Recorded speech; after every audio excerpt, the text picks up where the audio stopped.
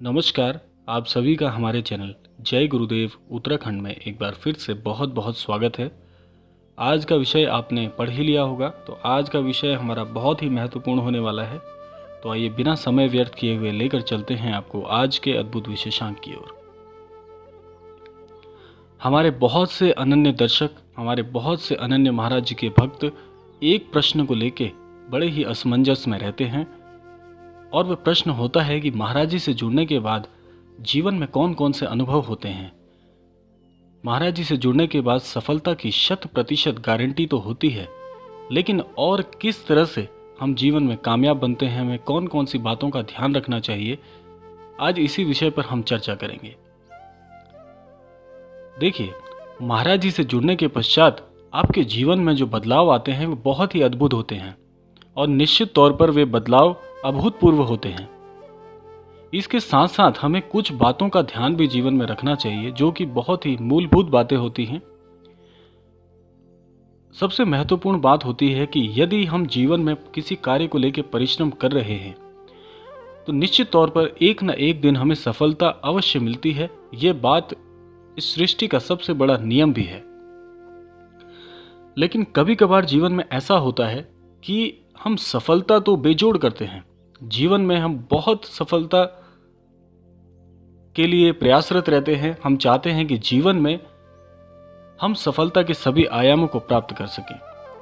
लेकिन जब जीवन में ऐसा होता है कि आप किसी कार्य के लिए प्रयासरत हैं, आप चाहते हैं कि मेरा अमूक कार्य, इस कार्य को मैं अपने जीवन में पूरा करना चाहता हूं और उसके लिए पूरी तरह से ईमानदार हूं, उसके लिए जी तोड़ मेहनत करता हूं या करती हूं, लेकिन उसके बाद भी जब सफलता नहीं मिलती तो उसका एक आशय होता है। उसका आशय यह होता है कि परमेश्वर, ये सृष्टि, हमारे गुरुदेव महाराज जी, बाबा जी आपके लिए कुछ और सोच रहे हैं।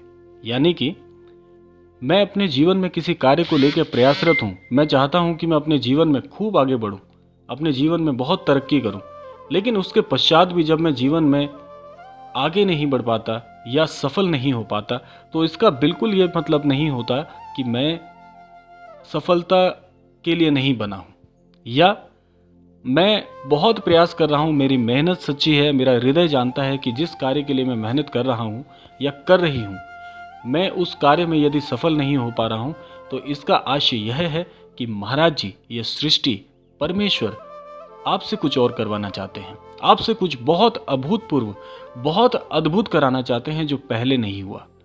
यानी कि आपकी इच्छाओं से, आपकी भावनाओं से जितना आपने सोचा है उससे बहुत अधिक आपको मिलने वाला है। तो इसलिए आपको ऐसे चरण में परेशान होने की आवश्यकता नहीं है, आपको बिल्कुल भी परेशान नहीं होना है। बस आपको एक बात का ध्यान रखना है। मैं आपको आज एक ऐसा नियम, एक ऐसी बात बताने जा रहा हूं जो पूरे जीवन में आपके कार्य आएगी।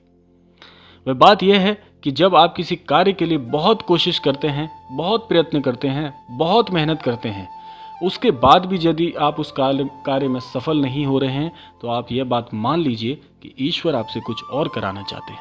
महाराज जी ने आपके लिए कुछ बहुत विशिष्ट सोचा है, बहुत बड़ा सोचा है, और ये बात आपको तब समझ में आएगी जब आप उस सफलता को एक बड़ी ऊंचाइयों तक, एक बड़े शिखर तक पहुंचने के बाद जब आप सफल हो जाएंगे, तब आपको ये बात समझ में आएगी कि ये बात बिल्कुल सत्य है कि मेहनत के बावजूद जब भी आपको उसके अनुरूप फल नहीं मिल रहा है, आप सफल नहीं हो रहे हैं, तो निश्चित तौर पर ये सृष्टि आपको बहुत बड़ा कुछ देना चाहती है।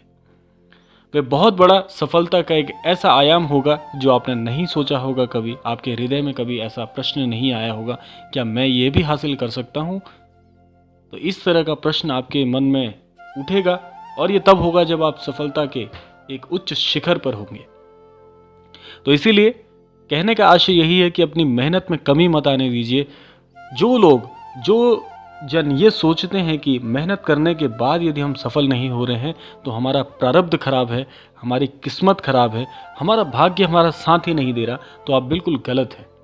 आप कोई भी नियम देख लीजिए, आप किसी की भी जीवनी उठा के पढ़ लीजिए, जो जीवन में बहुत मेहनत करने के बाद कामयाब नहीं हुए, वे एक ना एक दिन ऐसे पद को प्राप्त कर चुके हैं जो उन्होंने शायद कभी नहीं सोचा था।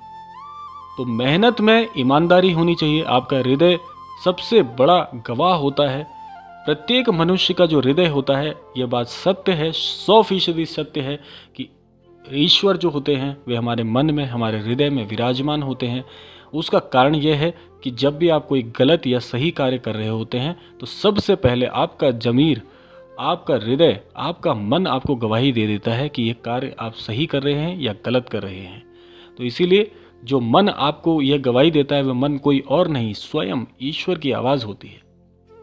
इसीलिए उस आवाज़ को आपको पहचानना है। आपको ईमानदार रहना है अपनी मेहनत के प्रति। यदि आप अपनी मेहनत के प्रति ईमानदार हैं, ईमानदार कैसे बनेंगे? ईमानदार आप ऐसे बन पाएंगे कि आपकी मेहनत में यदि कोई कमी नहीं है, आपके अमुक कार्य को पूरा करने के लिए आपने यदि सच्ची मेहनत की है और आपका हृदय गवाही देता है कि आपने उस अमुक कार्य को पूर्ण करने के लिए अपनी मेहनत में कोई कमी नहीं छोड़ी, तो निश्चित तौर पर यदि आप उस कार्य में अगर असफल होते हैं तो आप यह बात लिख लीजिएगा कि जीवन में ईश्वर आपसे बहुत बड़ा कुछ कार्य कराना चाहते हैं। और यह बात आपको तभी समझ में आएगी, जैसा मैंने पहले कहा, जब आप कामयाब हो जाएंगे तब आपको ये बात याद आएगी कि हाँ, उस वक्त मैंने इतनी मेहनत करी थी, जितना मैंने सोचा आज मुझे इससे कुछ बहुत बड़ा मिला, जितना मैंने आशा भी नहीं की थी। तो यह एक बहुत ही अद्भुत नियम मैंने आपको बताया है। जीवन में इस बात को याद रखिएगा और ये बात आपके काम आएगी।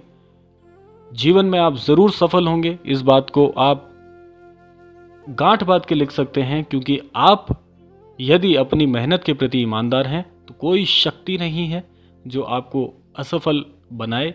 आप जीवन में अवश्य कामयाब होंगे और आप इस सफलता का अनुभव तब कर पाएंगे जब आप मेहनत दिल से करेंगे। आपका हृदय आपका साथ देगा, आपका मन आपका साथ देगा, तो आप बहुत बड़ा कार्य करेंगे जीवन में। तो इसीलिए आपको आज का यह विशेषांक बताने का आशय यही था कि आपको कदम कदम पर अपनी भावनाओं को, उनका मार्गदर्शन लेना है। अपनी भावनाओं से, अपने मन से पूछना है कि जो कार्य आप चाहते हैं, जितना आप चाहते हैं, क्या उस कार्य के लिए आप ईमानदार हैं या नहीं। यदि आप ईमानदार हैं तो फिर आप बेफिक्र हो जाइए, जीवन में सोचना बंद कर दीजिए। सफलता आपको निश्चित तौर पर मिलने वाली है यदि आप ईमानदारी से परिश्रम करते हैं। तो यह था आज का विशेषांक। जो बात आपको मैं बताना चाहता था इस विशेषांक के माध्यम से, वह बात यही है कि आपको निराश नहीं होना है, परिश्रम में कमी नहीं आने देनी है। निश्चित तौर पर आपका जीवन बदलेगा, आपको महाराज जी का आशीष प्राप्त होगा, क्योंकि इस पूरी सृष्टि में माता पिता, गुरुजन और जो हमारे शुभचिंतक हैं और जो हमारे लिए अच्छा सोचते हैं, जिनका हम आदर प्राप्त करते हैं, वयोवृद्ध जन जो होते हैं, इन जो मैंने आपको जन बताए, इनका आशीर्वाद जीवन में कभी व्यर्थ नहीं जाता। यदि आपको आशीर्वाद इस प्रकार से मिल रहा है तो जीवन की सबसे सच्चा मूल्यवान रत्न यही है। माता पिता, गुरुजनों का, वयोवृद्धों का जो आशीर्वाद होता है वे एक ऐसी संजीवनी बूटी के समान होता है जो मृत भावनाओं को भी एक नया जीवन देने में सक्षम है। तो ऐसी कामना करते हैं कि जीवन में आप सभी सफल हों, जीवन में एक अच्छे आयाम को प्राप्त हों और सभी की सहायतार्थ कार्य करें। इसी कामना के साथ विदा लेते हैं आज के विशेषांक से। मिलते हैं अगले क्रमांक में, तब तक के लिए जय श्री राम, जय गुरुदेव, जय उत्तराखंड।